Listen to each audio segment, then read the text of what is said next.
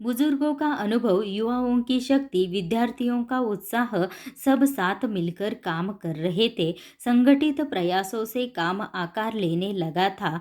बुजुर्गों का अनुभव, बड़े बुजुर्ग लोग हैं, उनका अनुभव लेकर युवाओं की शक्ति मतलब नवतरुण लड़कों की काम करने की जो शक्ति है, वह सारी शक्ति, विद्यार्थियों का उत्साह, सब साथ मिलकर काम कर रहे थे। संगठित प्रयासों से काम आकार लेने लगा था। काम आकार लेने लगा था मतलब काम शुरू हो गया था। सीमेंट के पाइप खरीदे गए, पत्थर इकट्ठे किए गए, ईंटें आई, बंजर जमीन से मिट्टी खोदी गई। गांव के छगन बाबा नामक एक बुजुर्ग ने प्रचुर मात्रा में रेत उपलब्ध करा दी। मतलब पुल बनाने के लिए कौन कौन से सामग्री इकट्ठी की गई?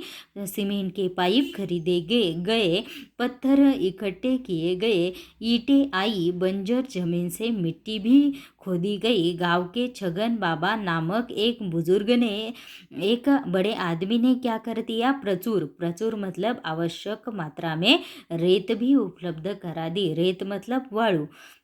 पुल बनाने के लिए पूरे गांव के हाथ एक साथ मिट्टी का भराव करने लगे। पूरे गांव के हाथ एक साथ मिट्टी का भराव भराव मतलब मिट्टी इकट्ठी करने लगे। हर दिन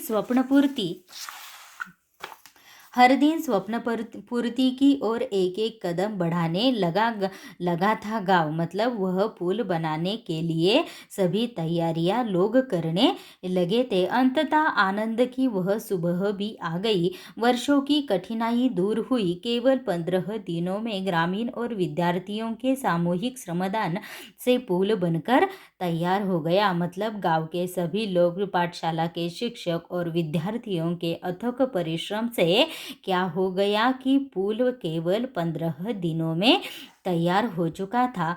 पूरे गांव के लिए यह एक क्या थी? अद्भुत उपलब्धि थी। मतलब जिसका कभी किसी ने सोचा भी नहीं था, वह चीज गांव के लिए बन गई थी। सभी ने एकता, संगठन और श्रमदान का महत्व भी समझा था। मतलब सभी लोगों के क्या समझ में आ गया कि जब सभी एकत्रित आते हैं, एकता के साथ काम करते हैं, संगठित होकर काम करते हैं और ज़्यादा से ज़्यादा श्रम भी लेते हैं, तो कोई भी काम असंभव नहीं होता। बरसात में इस बार भी नाले में पानी भरा था, पर विद्यार्थी हंसते खेलते पुल से पाठशाला की राह जाने लगे थे। मतलब दूसरे साल क्या हो गया? बरसात में इसी तरह नाले में बहुत सारा पानी भर गया, फिर भी बच्चे उस पुल की सहायता से हंसते खेलते पाठशाला जा रहे थे। मतलब उसकी राह पर, पाठशाला के रास्ते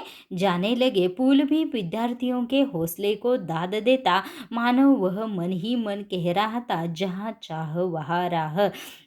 मतलब यहाँ पर लेखक क्या कह रहे हैं कि पुल भी क्या कर रहा था? विद्यार्थियों के हौसले को दाद दे रहा था। मतलब उनकी प्रशंसा कर रहा था कि मानो ऐसा वह कह रहा है। मतलब पुल मन ही मन में कह रहा है कि जहाँ चाह वहाँ राह। मतलब जहाँ कुछ करने की इच्छा हो, जहाँ चाह मतलब जहाँ कुछ करने की इच्छा हो, वही रास्ता अवश्य मिल जाता है। जोई ने अपने बड़े भाई की सहायता से पुल के उद्घाटन का वृत्तांत बनाया। पुल के उद्घाटन का सभी वृत्तांत मतलब उसकी सभी जानकारी एक कागज पर लिख दी और संगणक की सहायता से शिक्षा निरीक्षक के सामने प्रस्तुत किया। संगणक की सहायता से क्या किया कि वह सारा पुल के उद्घाटन का जो वृत्तांत बनाया था, वह वृत्तांत क्या कर दिया?